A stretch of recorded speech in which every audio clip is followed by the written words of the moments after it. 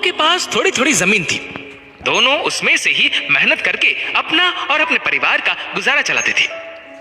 अकस्मात कुछ समय पश्चात दोनों की ही एक ही दिन एक ही समय पर मृत्यु हो गई। यमराज दोनों को एक साथ भगवान के पास ले गए। उन दोनों को भगवान के पास लाया गया। भगवान ने उन्हें देख के उनसे पूछा, अब तुम्हें क्या चाहिए? तुम्हारे इस जीवन में क्या कमी थी? अब तुम्हें क्या बनाकर मैं पुनः संसार में भेजूं?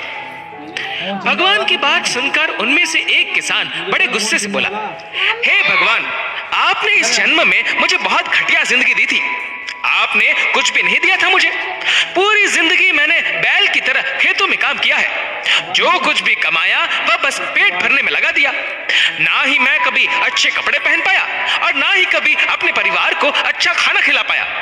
जो भी पैसा कमाता था कोई आकर के मुझसे लेकर चला जाता था और मेरे हाथ में कुछ भी नहीं आया। देखो कैसी जानवरों जैसी जिंदगी जी है मैंने। उसकी बात सुनकर भगवान कुछ समय मौन रहे और पुनः उसी किसान से पूछा, तो अब क्या चाहते हो तुम? इस जन्म में मैं तुम्हें क्या बनाऊं? भगवान का प्रश्न सुनकर वह किसान पुनः बोला, भगवान, आप कुछ ऐसा कर दीजिए कि मुझे कभी किसी को कुछ भी देना ना पड़े।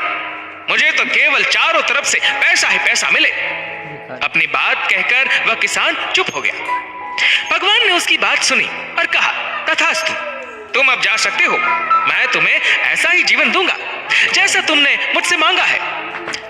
उसके जाने पर भगवान ने पुनः दूसरे किसान से पूछा, तुम बताओ तुम्हें क्या बनना है? तुम्हारे जीवन में क्या कमी थी? तुम क्या चाहते हो? उस किसान ने भगवान के सामने हाथ जोड़ते हुए कहा, हे भगवान, आपने मुझे सब कुछ दिया। मैं आपसे क्या मांगू?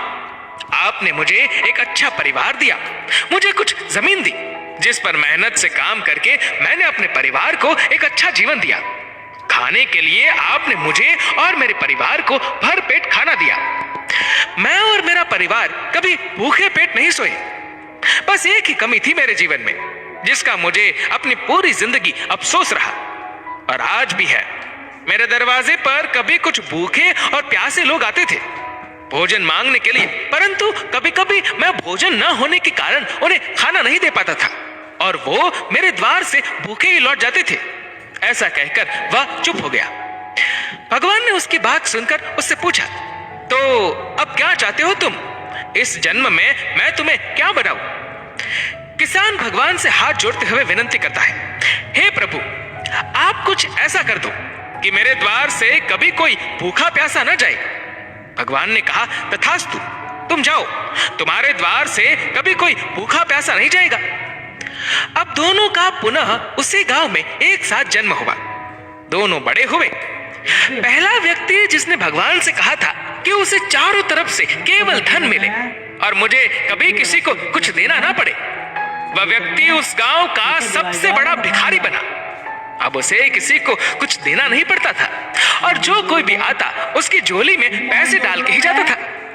और दूसरा व्यक्ति जिसने भगवान से कहा था कि उसे कुछ नहीं चाहिए, केवल इतना हो जाए कि उसके द्वार से कभी कोई भूखा प्यासा न जाए, वह उस गांव का सबसे अमीर आदमी बना। हर बात के दो पहलू होते हैं, सकारात्मक और नकारात्मक। अब ये आपकी सोच पर निर्भर करता है कि आप चीजों को नकारात्मक रूप से देखते हैं या सकारात्मक रूप से। अच्छा जीवन जीना है तो अपनी सोच को अच्छा बनाइए। चीजों में कमियां मत निकालिए, बल्कि जो भगवान ने दिया है उसका आनंद लीजिए और हमेशा दूसरों के प्रति सेवा का भाव रखिए। दोस्तों, इस वीडियो को लेकर आपकी क्या राय है नीचे कमेंट करके बताइएगा जरूर। और अगर आपको वीडियो अच्छा लगा हो तो इस वीडियो को लाइक करेगा, ज्यादा से ज्यादा लोगों तक शेयर करेगा और ऐसी ही और भी इंस्पिरेशनल वीडियोस के लिए